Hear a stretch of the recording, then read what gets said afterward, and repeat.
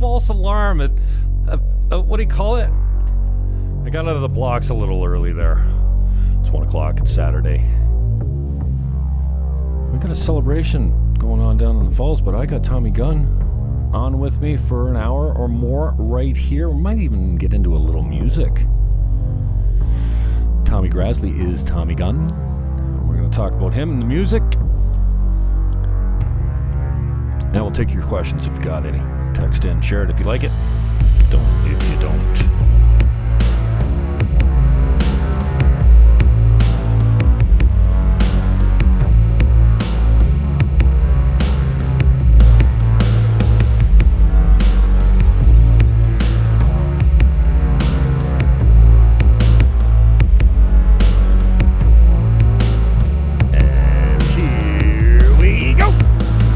Gunn is live with me. Got him for an hour. Niagara Rocks legend. Hashtag it. Hashtag Niagara Rocks. Tommy Grasleey. Taking time out to get on the Jim Fannin Show. I asked him, like, why do you want to do my show, dude? I was like, I don't know. I think we could have some fun with it. And I should start with an apology right off the bat, Tommy. I had you confused with a really, let's see, how do you describe this guy? A troll. He's been really hard on me, and he hurts my feelings often. And where's my Zoom call here? Why am I freaking out here? Can't find my Zoom window. And then so I gave you such a hard time. Like, first of all, Tommy, that. You know, I'm flattered. Unmute yourself, or do I have to ask you to unmute? Why can't I find my window? What's going on here? You know, anyone that I should be grateful when someone says, "Hey, can I be on your show?" I shouldn't come to them and go, "What do you want to be on my show for, dude?" So, thanks for touching me up. Anyways, Tommy Grasleey. Grasleey, is that how you say it, right? Grasleey. Grasleey. Okay, I'm there. Thanks for clearing that up. Thank you for your time. For searching me out and for your generosity as far as being patient with me, because I totally thought you were another guy, which you kind of experienced on Facebook when you started going back and forth with us. So anyway, tell us a little bit about you, man. More of you and less of me is what this show should be about. Wow. Well, thank you, first of all, for having me on, Jim. Like, I'm honored, and it's a pleasure being here with you for an hour. Like, we're going to have some fun. Yeah, awesome. Sure. I think your personality's fantastic and meant for podcast radio, and that's why I wanted to be on your show, because I thought we could do something pretty cool just in conversation. Yeah, I appreciate that. Now, dude, I'm getting from you, here's, I don't know what you want to talk about today, but this is just how it goes. I don't have a script. I don't have any questions. I don't have your bio to read. I am struggling to bring love to this show. Because I'm politically engaged, and it seems everything I talk about, I'm just pissed off. I'm pissed off that they're masking children, and I'm very political. But it all goes back to my love for people, really, right?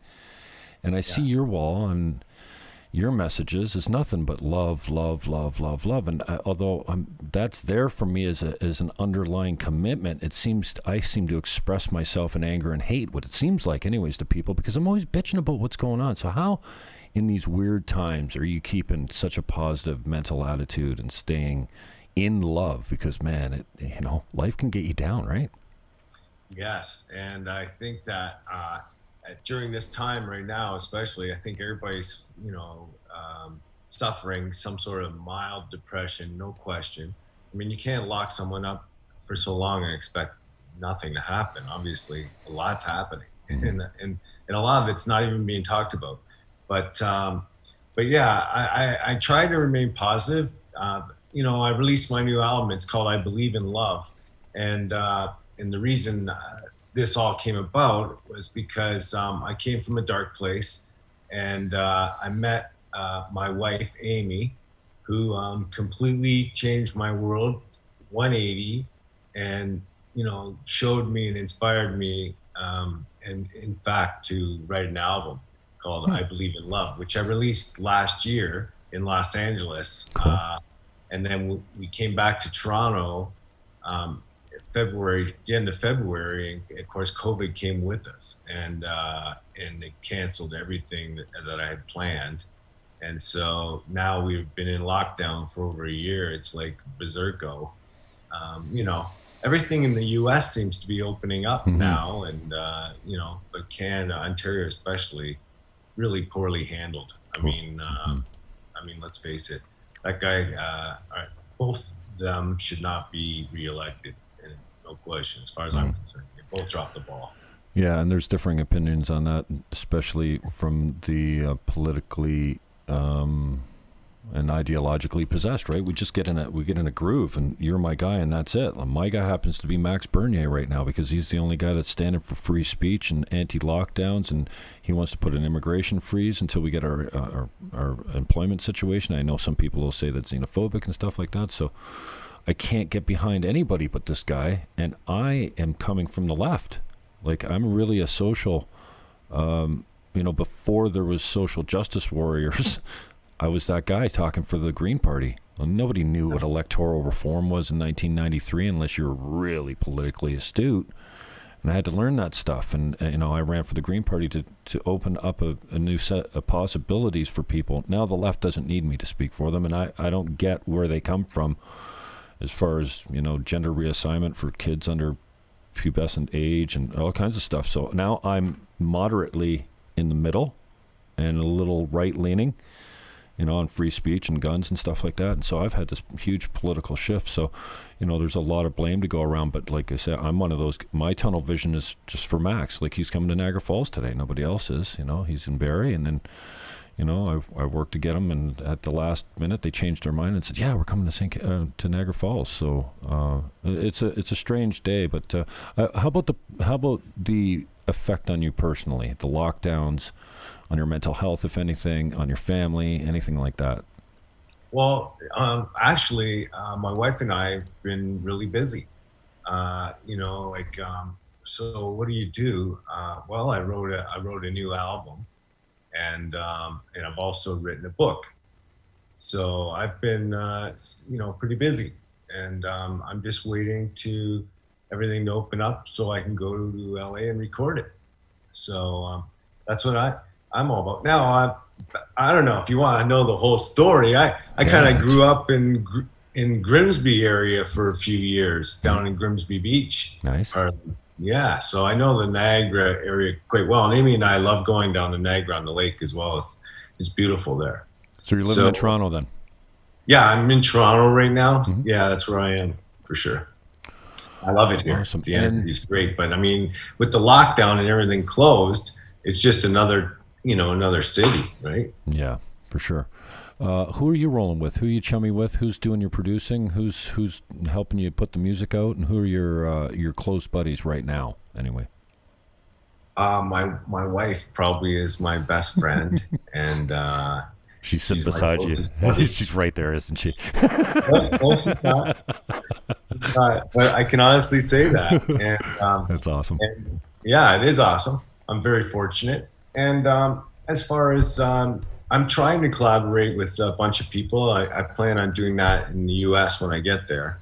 I've, dying to rehearse with my band. I have a great lineup now, some great players, 2 guitar players, John Bianchini and Chris Wilson, both fantastic guitar players. Chris does his own thing too with a band called Perennials. And also like on bass, Ray Baum, he's totally unbelievable bottom man. He's a great bass player. And with the young kid on the drum kit, Mike Rizzo, who's Speedy Gonzalez, he's unbelievable. Mm-hmm.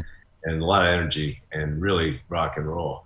So it's really rock and roll in your face. So I'm just dying to rehearse with these guys. It's been a while since we've been able to rehearse. Mm-hmm. And, we're all climbing the walls, Mm-hmm. And where are you cutting your stuff in California? Oh, that'll be, I'm going to be working with a guy named Steve Hoffman down there in Calabasas. Mm-hmm. And so. And how much material you got in the tank? How many albums you got out, and how many songs you figure you've got recorded and produced?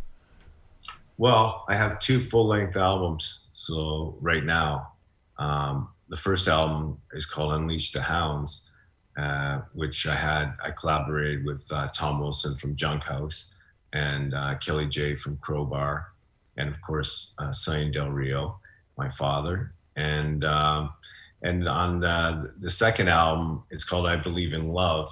And by the way, Georgie Fab as well produced with my father, Sonny Del Rio, the first album. And I did that at Cellarful of Noise in Hamilton. And also the second album, I collaborated with Dale Harrison from the Headstones. He plays 6 songs on drums, and he plays 1 song on piano. And also Greg Godovitz from Gatto. Nice. I collaborated with. I wrote Love Conquers All with Greg. And Greg also lent his voice back up for a few songs. And Eddie Kramer produced 1 song on my album about Richard Newell, King Biscuit Boy, who played with CROWBAR, my father, for quite a few years. So he was like uncle to me, yeah. I had Frank Soda on the show a couple months ago. He's a Toronto legend, and man, I mean, I remember I told Frank. I remember we hung out at the Welland House down here when I was way too young to be drinking in bars, but I was tall and passing for 18 or whatever. And I remember standing at the Welland House on New Year's Eve, going, "What am I doing here? I'm in the Welland House again. I'm here every weekend." And then Frank Soda made my night, blowing up his head at midnight, and just what a great story. So a lot of the guys, it's such a great culture in Toronto, and we have one here in Niagara too. And I didn't know this, but it's like Dano O'Shea and guys that like Dano used to be a journeyman drummer. From My Son the Hurricane, he's the business end of the Hurricane, and he's one of the guys that impressed upon me that, with this pocket of talent is unmatched around the world. Like, it's very unique, the depth and the level of talent that we have in Niagara specifically, but I know Toronto's got its own scene as well, so. Yeah, I have a couple friends down there, like Paul Wheeler. He's a guy that's well respected in Niagara for sure. Fucking veteran musician. And a great guy too, Paul. And I remember Reggie Storm used to be down there in Niagara too. Reggie Storm. I did a show at Sessions on the River. I did that. Yeah. I don't know, quite a few years ago, I think. Great facility. Yeah, it was a lot of fun. I remember that. Yeah, I did a marathon show there a few years ago. We had, 15 acts or something. We started at 10 o'clock in the morning and went until midnight or 1 o'clock in the morning, and it was great. I tried to pull it off again this year, but the guys that I was contacting were just, they were just too scared. They were too worried about, their family and getting together, and it kind of breaks my heart because I think this has been a huge overreaction, but that's, again, my political view. It's strange because, you'd think of musicians, of all the people, they'd be the first to put their finger in the air and say, yeah, damn straight, I'll play, let's go. Yeah, sure. So anyways, tell us about a little bit of the influences. I'm going to play this song as well, and we'll take my chances that I don't get a copyright strike off YouTube, but I got the Hounds loaded. So tell us a little bit about your influences in the music, though. Typical influences would have been, Led Zeppelin and Black Sabbath, those kind of bands, Pink Floyd. Mm-hmm. And I think that's reflective of my music because I think I have a classic rock sound. But I also locally, like Teenage Head and of course. Wow, yeah, Teenage Head, man. Junk House too, with Tom Wilson. Wow. And, Tom Wilson, the Florida Razors before that, and Blackie and Rodeo Kings. Tom's so talented; he's unbelievable. Mm-hmm. And those were kind of like huge influences as well. King Biscuit Boy. Those are huge. There's Kelly J right there, another huge. Yeah, I'm gonna play this, not full volume in the back. Oh, I can't adjust your mic, so I'll turn it down here, and then. Hamilton Hounds. Whoa! Settle down. Okay, settle down. I'll just play it at a lower volume so you can kind of, maybe you want to narrate this stuff, man. Great camera angles, man. And this guy. Speaks for itself. That was done by Tim Dashwood, who lives in LA now. Did a great job with this video. Where's this recorded? Hamilton? Yeah, that was recorded in my good friend of mine's garage. And some at Mountain Brow. There's my buddy there. That's stock footage. There's King Biscuit Boy and Sonny Del Rio right there. Oh, that is your pops playing the sax too, eh? Yeah. Look at that handsome man. He's a rock and roll star too? What's his background in music? Like he used to play with everybody you can think of. And No way. For over 60 years now. And it's probably the best sax player in Canada at one point. Who knows? He still has it. Like he laid it down on my new album, I Believe in Love. It was unbelievable. Actually, if you're on my YouTube channel, you can get it. It's called Promo for I Believe in Love, and it's a promo video. But it's this huge sax with Dale Harrison playing piano and Kevin Fox on cello. It's like an interlude which takes you from hate to love. I watched this late last night, and I'm like, "Who is this guy?" Holy shit! It's looks great, man. Yeah, I have 4 videos on YouTube, music videos two from my new album and 2 from UNLEASH the Hounds. The new album called I Believe in Love, and there's a couple other things there too, but there's 4 altogether. Nice, man. Yeah, that's a rock and roll show right there, brother. It's funny.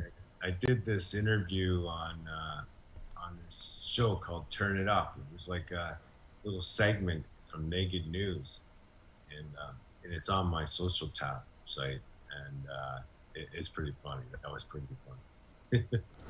You have to see it to believe it. So how many? Yeah, go ahead. There's Tom Wilson right there. That's a great angle. Well, you got a GoPro on the guitar itself? Oh, yeah, GoPro's on the guitar. I love that angle.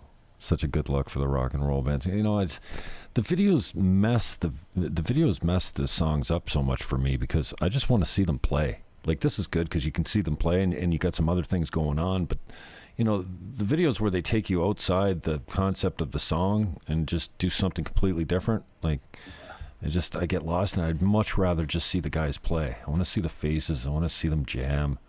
You remember when MTV was just straight music videos? Yeah. Do they even have a show that does music videos anymore? MTV doesn't do it. Or much music it was down here, right? Yeah, 24/7 music videos, just back to back to back to back. Now I don't think we have a channel that does music videos. It just died. Yeah, I don't know what happened. Internet, I think. Mm-hmm. YouTube. It was the next step. How's that changed the impact of your music, getting it out there? Distribution's changed quite a lot. Even production a little bit has changed. I mean, in today's day and age, you must be really jumping through some hoops. But talk to us a little bit about the challenges of being a musician and in today's day and age when things are so much different, right?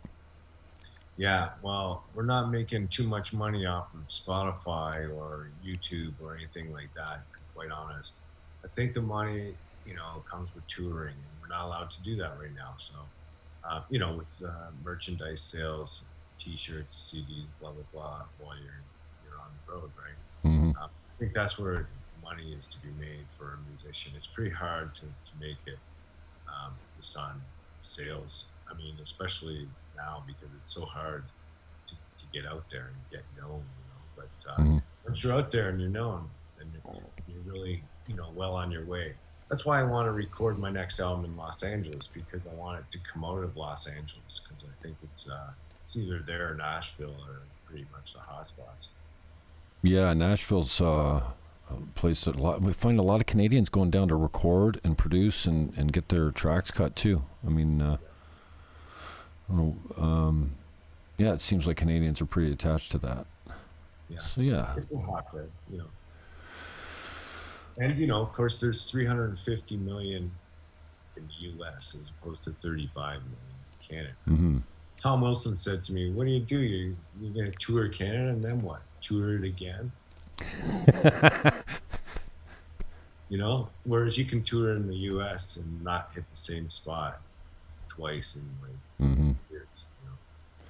Yeah, it's got to be for a rock and roll show. Like, you know, I've talked to you. You're like, yeah, dude, I don't play acoustic. It's some stuff just doesn't translate, right? That's right. My music doesn't. My music is 5-piece, in your face rock and roll, and I don't want to. I haven't streamed anything either. No, because I just don't. I don't feel that you get the best out of each musician because there's no live audience, and I think that makes such a huge difference. I think it's more flat without just streaming. I don't find it to be entertaining. I find it flat, and I don't want that. I don't want that reputation. I want them to know that it's going to be, you know, it's worth the wait. And when we do it live, you're going to be rocked. You know, that's the way I want to do it. So, and because I think the audience lifts you to your maximum potential. Honestly, it gives you that much more energy. It just flows. I find anyways, and it lifts everyone to another level, and that's when you get the magic, to me. What's your recording style? Are you doing most of the stuff from the floor? Are you doing multiple tracks and takes to get it all right, or do you just like it raw? And you know, a buddy of mine, his last album, he pretty much did from the floor. There was no, you know, multi-tracking or anything like that, and he produced it that way. So I just wonder if what sound you're kind of going for is. Well, no, I do individual tracks. That's how I do it. I start with a ghost acoustic, which I play, and a ghost vocal, and then I build it from there, ground up, and everything is. Everybody has time to rehearse with the track at home for a few weeks before we do a recording to develop their own line. I give them that creative freedom, but it has to stay within the perimeters of what I have already given, you know, and then they can do whatever they like. And, you know, sometimes I'll say, hey, that's unbelievable. Most times I'll say that's unbelievable, honestly, because people love to be creative, and, you know, most musicians are creatives. And so, or, you know, let's try something different or something, add something on, but it's all within a beautiful conversation that, you know, I find is you can solve and resolve anything, and try and bring the best out of that person, and that's what I try and do when I produce this album. It was fantastic. When I first looked at you, I'm like, let me guess. You're not the typical rock star, and you're like, no. Like you know, you figure the party all night, you know, girls, and the Brian Corey from Brian Corey Falls says, I used to do security for the Headstones, and Gatto after parties were pretty intense. I don't know why. I just looked at you, I'm, oh, geez, this guy doesn't look like a drug abusing, you know, rock star. Wow. For me, fortunately, I got through that a long time ago. Okay. And I learned a lot of valuable lessons. So, and that's why I'm able to do it now. But yeah, so, I was probably one of those persons at the Gatto party and teenage head parties or whatever. They were crazy, right? Like crazy. And but I lived and survived, so that's why I am the way I am now. Attaboy. I'm from Hamilton, that's why. Hamilton, yeah. Oh, you got any horror stories from the road that you could tell us? Some legendary Tommy Gunn stories, where, you know, especially if no one's ever heard them before. I'm interested in that. Nightmare. Not really. Nightmares only. You know, I had one guy rush the stage one time. He wanted to take over. Oh, good. I had to kick him off the stage. That was kind of interesting, but no, it's been pretty cool. Like, you know, I can't wait to play live again. It's like, you know, like something that's been taken away from us, and it's like when it becomes reality again, I think it's going to be a crazy time, crazy fun, like the Roaring '20s, for instance. You think? I hope you're right, man. I hope we forget about everything that happened. Just go back to hugging each other and shaking hands and It's really gonna And be like hanging out that. in crowds with no masks. I'm so like, I refuse to believe that there's a new normal coming. Like, I will not subscribe to it. A buddy of mine, I was talking to a buddy of mine yesterday on the phone. He's like, I could hear him. He was driving while he was talking to me, and as he was walking into his house, I hear him going, "Oh my, I can't believe it." I'm like, "What?" He says, "Jimmy, I just put on my mask to walk into my house." I said, "Well, they got you. You're conditioned, bro." He goes, "No, I'm totally conditioned." And, they haven't got me. I haven't worn one yet, but Well, I'm taking well, some heat for that. the good news, Jim, is my song that I wrote. Like, I can't believe it actually, but love conquers all, and it's true. Like, I know there's a lot of anger and hate, like you were saying earlier, but really, love will conquer all, and the love of music, the love of friends, the love of family. It's all going to come together, man. Mm-hmm. You have to remain hopeful and believe that. Otherwise, what's the alternative? You know? Mm-hmm.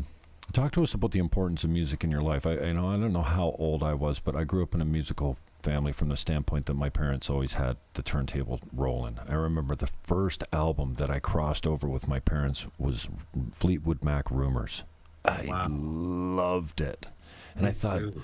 I wore that thing out, and I thought, what this is weird. And I remember the first, I had a friend of the family, Jim Feschuk. He used to work at Brewers Retail, and his friend was the art director on Moving Pictures, and he worked with Mike Dixon at the Loud Shirts. And Mike Dixon, as you know, is got a legendary mustache, and he's on the front of Moving Pictures. So Feschuk had this album, and he gave it to me, and he said, "This is, I don't know, it's like acid rock or something, like acid rock." I don't know, I was 10 or 11 years old.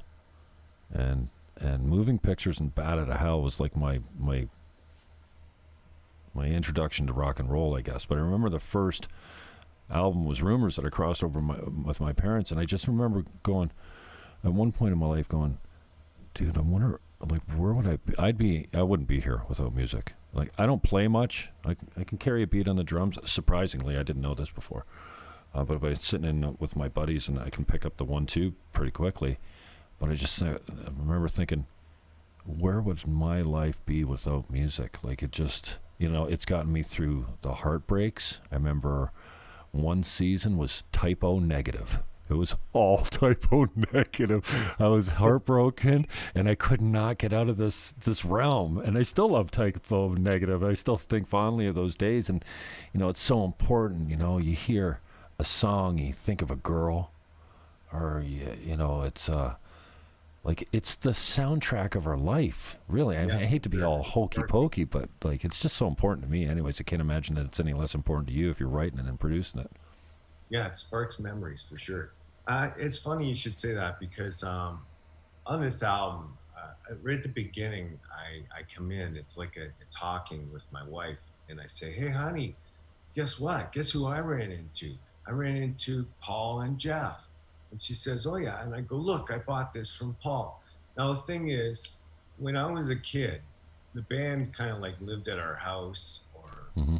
back in those days, we had like our TV had tubes.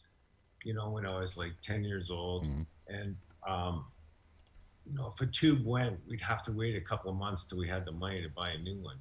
So we always had the music. So we always had, Right. you know, records and stuff going. And I got turned on to Venus and Mars by Paul McCartney. And in the song, Venus and Mars, he does a reprise. And in the reprise, he says, I ran into a friend and bought this sign, Venus and Mars are all right tonight. And reach for the stars, Venus and Mars are all right tonight. And so I come in on my album and say, I bought this off Paul. And it says, Venus and Mars are all right, reach for the stars tonight. And so, and it's called, the song's called I Am, and I do a reprise at the end as well, I Am. But Venus and Mars was a very influential album to me. That one and ELO's El Dorado were influential, because I said in my new album too, and guess what I said to Jeff? And my wife says, what? I said, hey, boy, blue is back. Discovery was my album for ELO. I could not put it down, man. Just one of my favorite bands growing up as a kid. And I must have been coming out of my Barry Manilow phase there. Because ELO, what a huge influence on my musical taste. I think even now today, right? Oh, yeah. I haven't even thought about that in a long time. Were you familiar with Roy Wood? Roy Wood. That doesn't sound familiar right off the bat. Roy Wood was in ELO for the first album. Oh, okay. With Jeff Lynne. Right. And then Roy left, and Jeff took over. Right. But Roy Wood did an album called Mustard, and it's unbelievable. And he plays every instrument and everything. He's unbelievable. But Jeff Lynne is like one of my heroes. Wow. Definitely. Yeah. ELO was way ahead of their time. And even Jeff Lynne said, he was asked, what's ELO? And he says, well, we're going to take over where the Beatles left off. And I truly, think that's so cool. Mm-hmm. And they managed to stay super clean, too. Like, there was no dirt on ELO. They seemed like a really G-rated band. I don't know. Funny you should mention that, Jim, because my wife is amazing. And I'll just show you this. I don't know if you can see that, but it says Amy Zing. Amy Zing. She's Amy Zing. Okay. Amy is a writer of feature film and television, and her whole family is. But she has a twin brother named Harris, who wrote Deuce Bigalow, Male Gigolo. He wrote Master of Disguise, Numb, Without a Paddle, a bunch more. Anyways, he sat in on the Traveling Wilburys for 6 months and was good friends with Jeff and drove him because Jeff liked to drink. Okay. But not drive. So Harris would drive him. It's a true story. Yeah. Cool. Crazy. Who are you crushing on these days? Who's your favorite new bands, especially if we've never heard of them before? So maybe some up and comers or somebody. Man, it seems like all the music I listen to is obscure nobodies. I've got one guy I'm crushing on right now is Mike Anderson from Australia. He's got a gig called Strange Juice, but he's like a one-man show. He plays all the tracks, like he plays the drums and the bass. And I used to be in the day when I used to download torrents, thousands and thousands of torrents. I think I'd look for alternative UK hit lists or alternative lists and just download thousands of them and then just piece them, like pull them out. And that's how I found this guy. And then I found Bonaparte too. Bonaparte's out of I think he's Swiss. He might be out of Germany. What a talent. Eccentric, and his musical range is wild. Like, he could be on the west coast of Africa playing beats with the natives, and then, be in near New Jersey, eating hot Mexican food and doing his thing down in New York. But I always love putting on these guys because I know for sure when I put on Calling Lucy or Bonaparte's Quarantine, weird enough, it's like 10 years old, no one has heard this before. Yeah. And they're like, what's this? I'm like, I'm glad you asked. So who are you listening to? And especially if it's a little eccentric or unknown, I'm interested in that. Well, when I was in Los Angeles, I went to a lot of bars, the Viper Room, Whiskey Go-Go, Rainbow Room, all of them on Sunset Strip there with my wife Amy. And we noticed one thing about the bands in Los Angeles. They were all doing mostly cover music. But they were doing cover music. Some of them, they would do their own way. And they do this so they could get them into shows and stuff in LA, Los Angeles. Because, there's good money in that. If you can get a song in a show or something. And you've heard a lot of these shows where you hear a song and you go, wow, that sounds different. They've slowed it right down, or they've changed it some way and made it their own. And you realize you've heard the song because of the lyrics or whatever, you recognize what the song is, but it's not done the way you normally hear it. And so they get paid pretty good for that. So that's what the bands do in Los Angeles. And I saw a band there, this guy, he did Benny and the Jets, like I've never heard it before. His name is Derek Day. Yeah. The guy is amazing. And check him out. He's amazing. Derek Day. Okay. And I really enjoyed it. I love when somebody does a cover and owns it. Like, I'm not interested in you trying to sound like the person you're playing, even though it's a tribute. I want you to, not ruin it, but make it your own. Like really put a stamp on it, eh? And that whole thing that I was talking about there inspired myself. So I'm gonna do on this new album, I'm gonna do a cover song, but my own way. And I'm not gonna mention which one it is. Oh, nice. That's what they call forward promotion. What, tease? There you go, a tease. Yeah, I love the tease. I thought you'd like that, Jim. Yeah. And so you don't have any plans, I guess, to get in studio, to get the thing done, or to play anywhere. I know we talked offline a little bit about a gig at Sessions or something like that, but nothing in the works yet. I guess obviously with a stay-at-home order for the next 6 weeks, they just extended it 2 weeks to a total of 6 weeks. Wow, I just can't believe it. Well, I also have on my new album Michael Weckerly. He played harmonica on the song Richard. And Michael from the Dragon's Den, you probably know him from, but he also bought the Alma Combo and put a ton of dough into the Alma Combo. Nice. Eddie Kramer designed the studios there. That's how Eddie produced one song, and the song that Michael's on. Eddie produced it. So I was going to do a show at the Alma Combo, but I can't get any dates just to cancel dates. You know what I mean? Because who knows when this is going to end. And so that's the reason I haven't planned anything until it's officially opened. Then I'll plan, because I'm not just going to plan and then have the dates canceled. I can't see doing that. It's a lot of wasted time. How about an underground illegal lockdown concert, dude? Come on. Help us out. We're all dying here. We'll keep it secret location. Boom, you get the location half an hour before the doors open. And it's not a bad idea, but I think you'd be fined heavily, you know. Hey, listen, that Adam's Barbecue, Adam Scully, he's got a case that's coming up, I think, in May and June, where they're going to say, I think he's going to win. Quite frankly. Well, I'm the proud happened there in Scarborough. Barbecue. They had that big standoff and everything.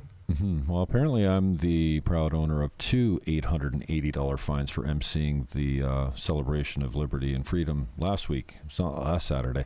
It was weird because I was broadcasting with Pastor Sam Jones from the States, and when they came to deliver it to me, so I don't have the paper, but apparently the press, as soon as the cops lay the charges, strangely, they don't release the names, but the media has them all. So the media was... So as soon as I got off my interview, my phone started blowing up. Hey, are the RCMP at your door? And what the cops? And I said, oh, is that who was ringing the doorbell? Well, I went out, I checked the mailbox, I looked in the door. There's no fines, there's no calling cards, there's no NRP love letters. But I guess I got 2 $880 breaking stay-at-home order fines for just going out last Saturday. Wow, that's crazy. So I'm already in deep, man. You need a guy to run your ultra secret basement show. Do you have a court date, Jim? No, I don't even have the paper. And apparently I think the court that takes care of bylaws is closed till September. Someone told me, or the POAs are. I'm not sure, but I heard they're not worth the paper they're written on. Apparently, but anyway, I thought that they were only going after the big guys and the guys. Well, I don't mean the big guys, but the guys with the big meat, or at least public profile. But then no, yesterday I started getting. I just got one. My wife just got one. So now they're going after anyone they can find. Even the regular citizens are going after and slapping with 2 $880 breaking the stay-at-home order fines. Crazy, weird time, man. What else? I wrote a song on my new album called Strange. I cannot tell you how much my new album has come to light, and really? It's amazing me, honestly, because I never thought this, but it goes from hate to love. It's 35 minutes, and I'd love for you to hear it, Jim. I'd love to send it. It goes from hate to love in 35 minutes. That's the experience. It's from start to finish. That's how I'm supposed to listen to it. So truly a concept album then. Yeah, and it passes through 4 genres, but the flow is amazing. What are the genres? Well, rock, of course. Sort of a glam rock. Oh, good. Dude, you're perfect for that, dude. Oh, yeah. Then of course blues. Okay, good. Richard, the song Richard, I wrote about King Biscuit Boy, and metal.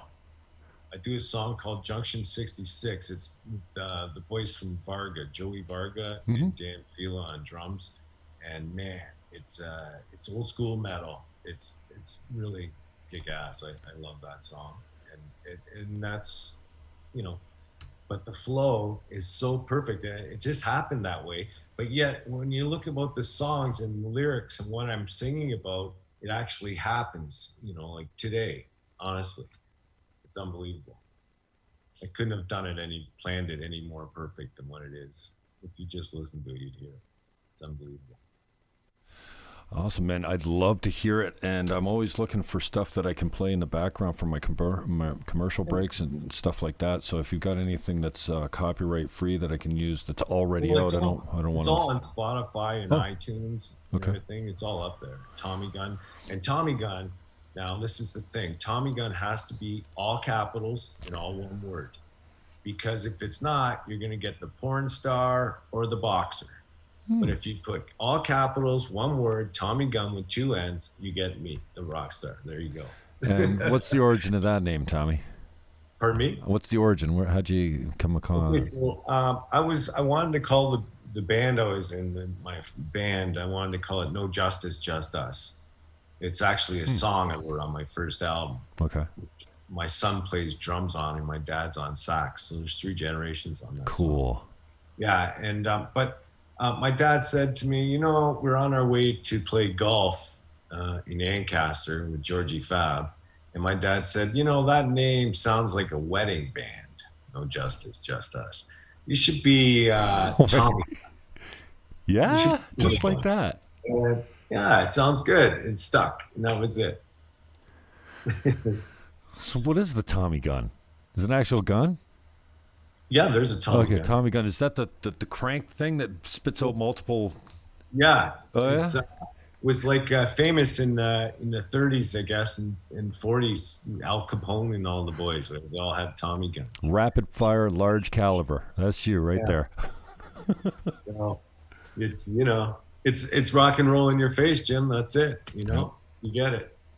And it's been a real pleasurable journey so far, and I can't wait to get to Los Angeles because, you know, I've met I've been there 4 times, and the last time my wife and I, and the last time my wife lived there for 12 years, but I stayed there last time for 6 weeks, so I met a lot of really cool people and people who want to work with me, and iconic American musicians. I'm not going to tell you who, but I'm telling you they're iconic, and everybody loves them in the rock genre. And they're going to work with me and lay tracks down with me and collaborate. And it's going to be that was my next question. What type of collabs can you talk about that you've done? Like who have you matched up with in the past? Well, Gatto. Yeah. Gatto's one. Dale Harrison from the Headstones. You know, Tom Wilson from Junk House. Kelly J from Crowbar. My father, of course. My father's probably one of the most brilliant songwriters I've ever, you know, had the fortune to be with or collaborate with. My dad's a songwriter, yeah. And that's not easy. Has he written anything for you?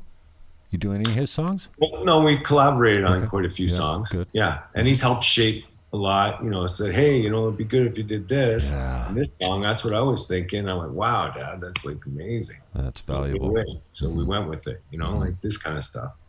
So, you know, he's been in the business for over 60 years. So if anybody knows the business, he does. And, you know, he's been a rock and roller, you know what I mean? Like, really rock and roll. So, you know, I learned from the best. Cool. And that's my dad. On my mom's side, my cousin's Rod Stewart. Oh, really? Yeah, you mentioned that. Yeah. I met him once. Mm-hmm. Once in Toronto, in Yorkville and Avenue, I met him. Then I met his son in Los Angeles. Wow. Cool. What was I? Oh, shit. My mind just went blank. Isn't that great? I love that. Forget what I was just going to ask you. It's always right there, and then it just disappears. In here. I'll try and bail myself out by getting back to your YouTube channel and playing something. Love Conquers All, Gato. That's a great song. I Believe in Love. I don't see. Or the promo. The promo you can play, no problem. It's no copyright on that. It's all mine on my YouTube channel. Where's I Believe? Tommy Grasleey, aka Tommy Gunn. Yeah, I'm here. I'm showing it now. I've got I Believe in Love gone off. Zoom meetings. Yeah, I Believe in Love promo. It should be. I Believe in Love. Oh, promo. Here we go. Okay. Yeah, that's the one. Listen to that. I'm in the office. Hey, check this out. I ran into Paul and Jeff. What is this? Check it out. Oh, okay. Maybe it's me.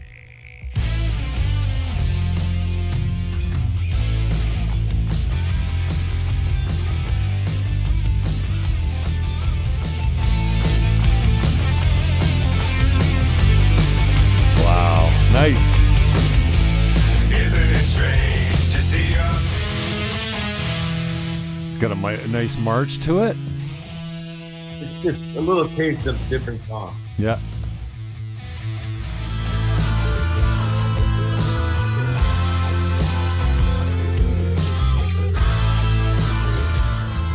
Wow, your graphic artist is talented, dude. Listen to this.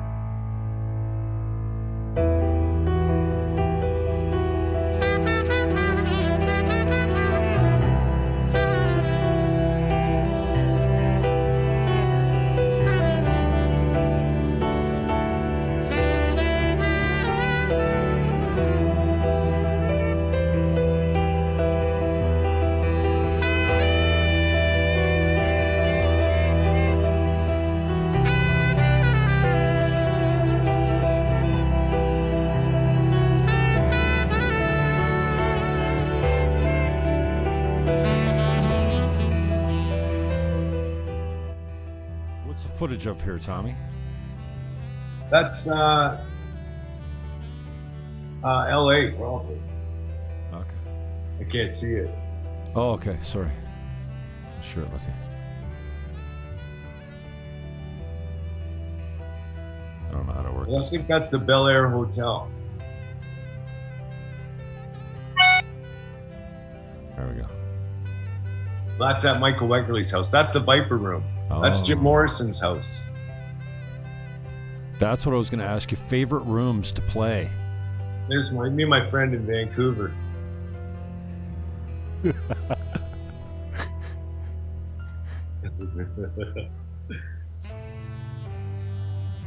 Try and have some fun, bro. Jeez.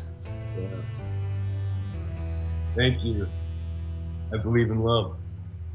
And I just want to say, I was fortunate enough to have my first album, Unleash the Hounds. I had Stu Young mix it and Nick Blagona master it. And this album, I had Nick Blagona mix and master it. I stayed with him for 10 days. We did the mix.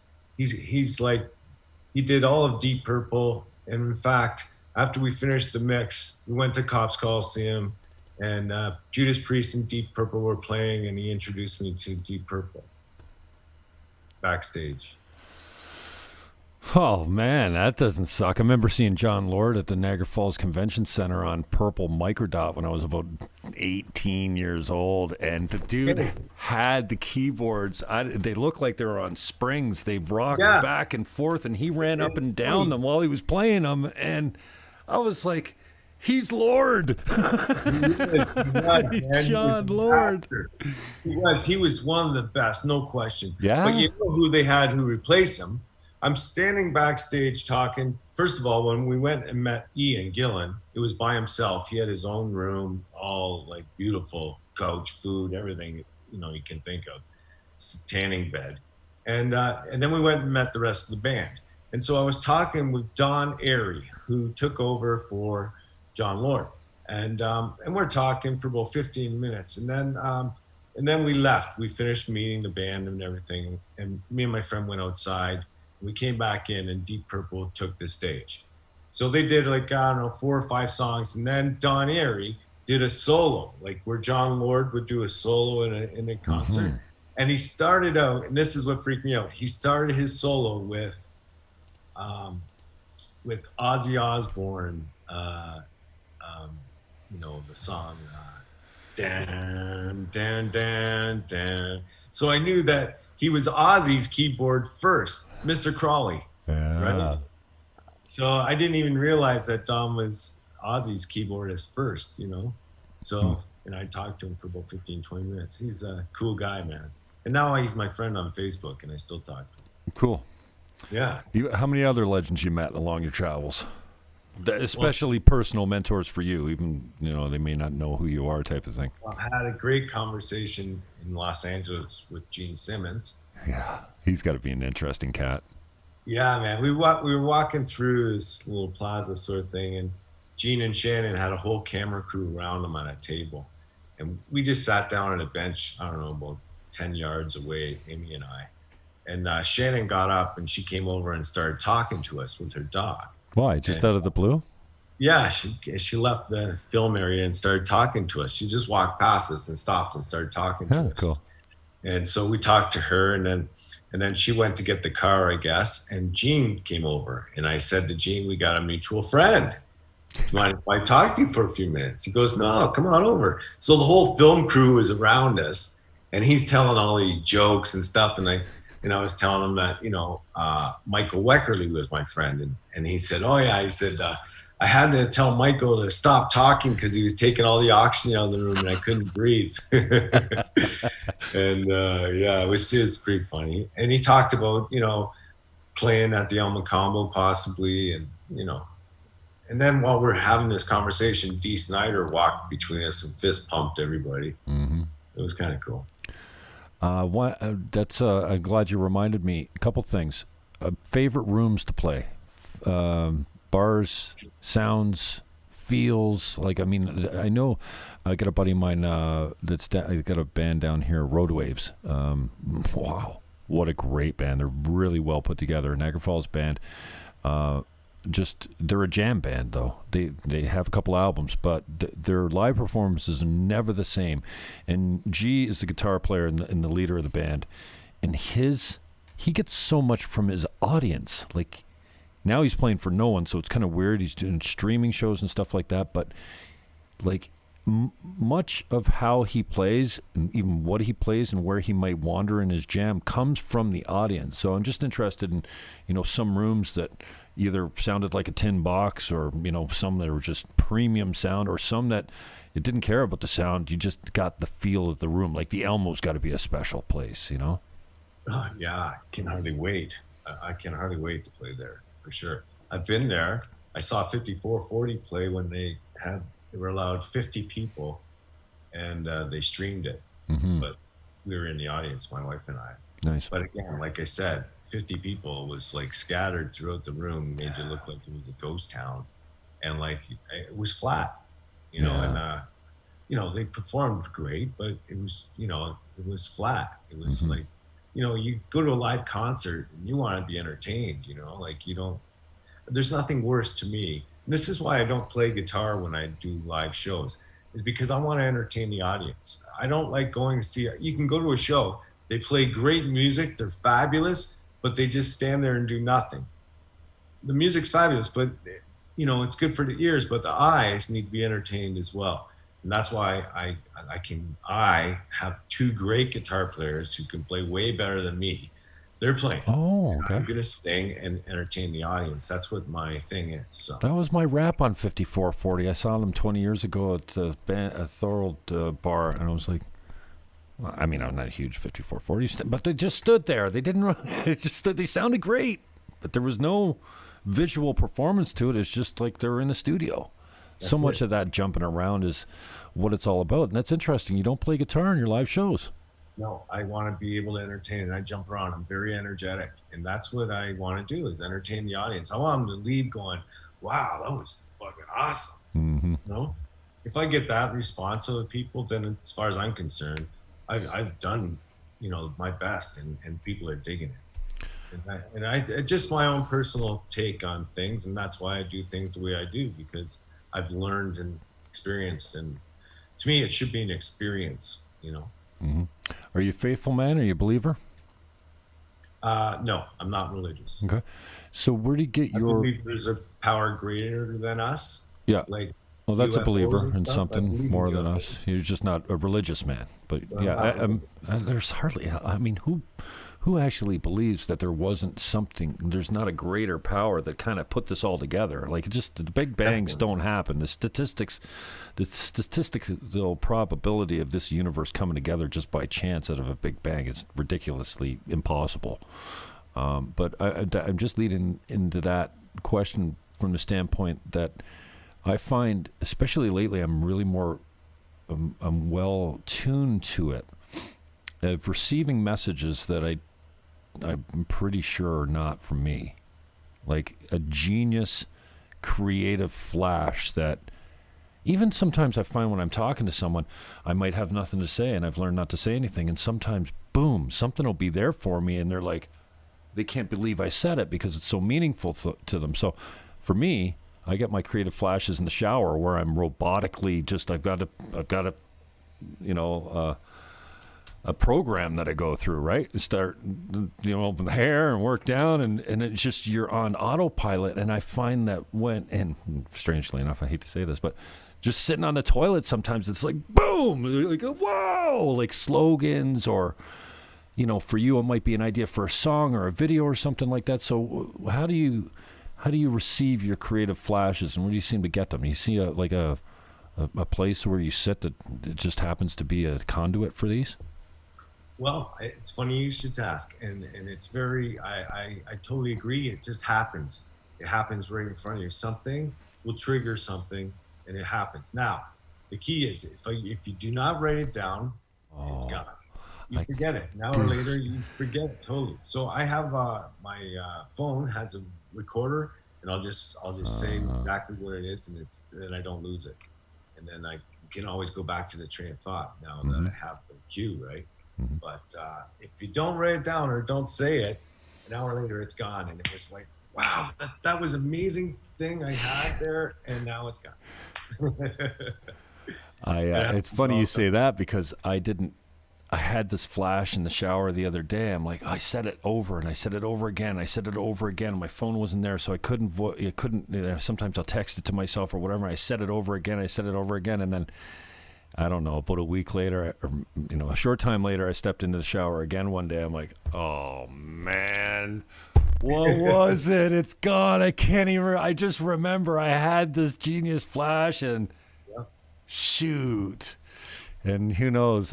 But you know what? It's kind of weird from the standpoint that they say that brain, the human mind, is a broadcasting and receiving device. So you can't not get downloads from another mind that's thought something before, if you're open for it, or if it has the gateway to enter. I don't know. I find it fascinating because as I get older, I think I'm more apt to say, shit, this is not coming from me. It's too genius. Like I don't have these thoughts. It's impossible, It's funny. You're very intuitive. And it's funny because my wife and I are as well. And a lot of times what happens is we'll say the exact same thing at the exact same time. And it happens to us all the time. It's like, what, were you in my brain? Like, it's really funny, but it's true. It happens, you're intuitive. We don't use, there's so many levels of consciousness that we're not even aware of or tapped into. That, I think we were designed just to be slaves to mine the planet for the creator who created us. Well, I hope we're doing a decent job. Sometimes I wonder. But we've evolved with our brain, like we have evolved, and so is our technology. Oh my goodness, it's so evolved. Here's where you find them on Fakebook. I want to keep you on time, man. That's an hour. There we go. Just like We got that. to come back sometime because there's Piece so much of more to cake. talk about. Yeah, we got lots to talk about, and I'm more interested to pick up your feed when you're doing something live with the boys. Yeah, And man. You know, like, anything. I mean, even a jam, even a rehearsal or something like that. I'm, even from a one, just give me the feed and I'll broadcast it out for you. I'd love to do that, especially something exclusive where you guys are clowning for, like I've got a buddy of mine I took to a Mice on the Hurricane show. I don't know if you know them, but they're a 13-piece brass band. I call them like the Blood, Sweat, and Tears of rap or something like this. Like they're really diverse, rock and roll, but they're full brass. And and then they've got Jacob Bergsman's the front man. He's a rapper. Like he's great. Check out My Son the Hurricane if you've never seen him before. Yeah. Well, shit, I forgot what I was saying now. What was I talking Well, about? yes, we will definitely listen, Jim. Oh no, but anyway, so yeah, I got it. We come together for a reason. Yeah. Not just to do this show, but for a reason. And it's in the future, and it's going to happen. You and I, because Cool. I enjoyed this. This was great. Thank you very much. Cool. Anyways, I took out my buddy to see the Mice on the Hurricane. He was blown away. He's like, dude, you know what I would give to be in a rehearsal with those guys? Like just a private little gig. So yeah, if you ever do one of those, man, I'd love to pick you up. Well, you ain't heard nothing yet till you hear Tommy Gunn, bro. Yeah, bro, I want to see that live. Anyways, thanks Yes, for your sir. time. I love you, brother. Let's do it again soon, and give my best to the wife and family. Definitely. All right, bro. Talk soon. Thank you. Peace. Peace, Out. man. That's Tommy Gunn if you need him. Now we're at the man himself. So that was pretty cool. Here's where you get him. Tommy Gunn is his page on the Fake Book. Here's his personal account on the Fake Book. And here is one of his TommyGrasley.com. TommyGrasley.com is Tommy Gunn.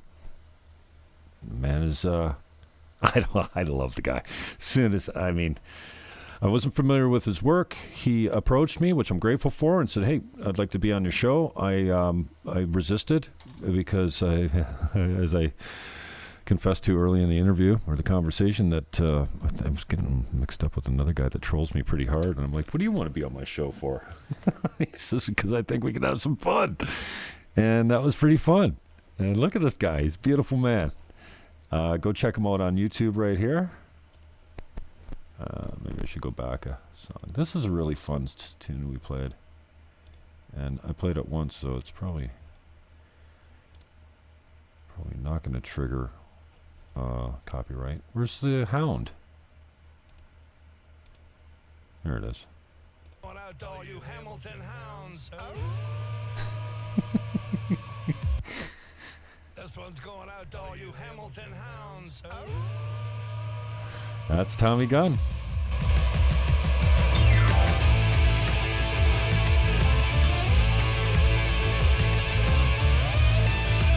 Anyways, well, thanks for watching. I think what I'll do, I'm going to get over to me broadcasting some of your feeds from the celebration of freedom and liberty. Clifton Hill and Falls View at the War Memorial. It's on now. Goes till 8 o'clock tonight, I think. Or maybe I'll just head down there and meet my boy. Max Bernier speaking at 3 o'clock. I'm Jim Fannin. Thanks for watching. Peace. Love. Hug your neighbor, and for crying out loud, take that mask off your beautiful face. We're tired of you covering up that smile. I love you. I'm out.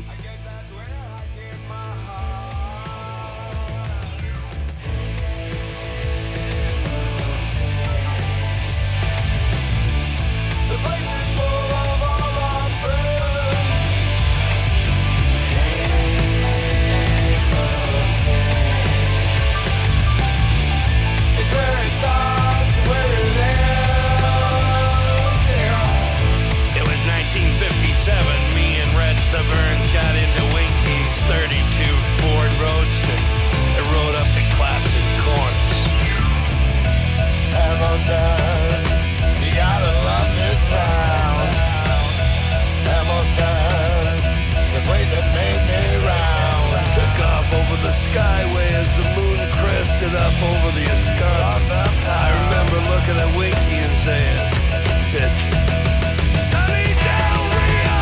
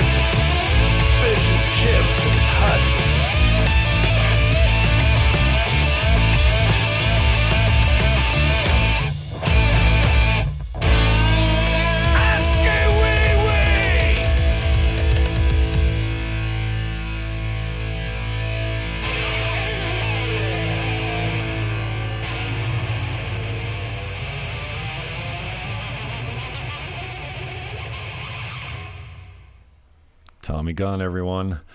Like it, share it, comment if you hate it. We love the hate mail. Give Tommy Gunn some love. If you're watching on Facebook, you can share it there. I will get the Twitter link out. And it's also Twitch, DLive, and YouTube. We're broadcasting as You've Been Duped. You've Been Duped is the channel. Look for the t-shirt soon. I am out.